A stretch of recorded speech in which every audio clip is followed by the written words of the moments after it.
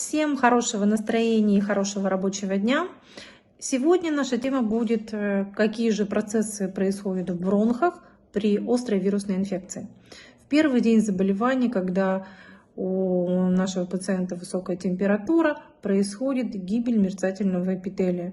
Слизистая набухает, отекает, и происходит увеличение бакаловидных клеток. Если мы помните, в норме говорили, что на одну бакаловидную клетку приходится 10 мерцательного эпителия, то когда идет патологический агент, острая вирусная инфекция, меняется соотношение: на одну бакаловидную клетку уже всего 5 клеточек мерцательного эпителия.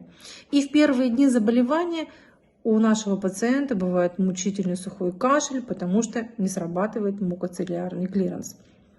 Когда большое количество желез начинает уже формировать слизь, и уже к 4-му дню заболевания наши пациенты начинают отхаркивать мокроту.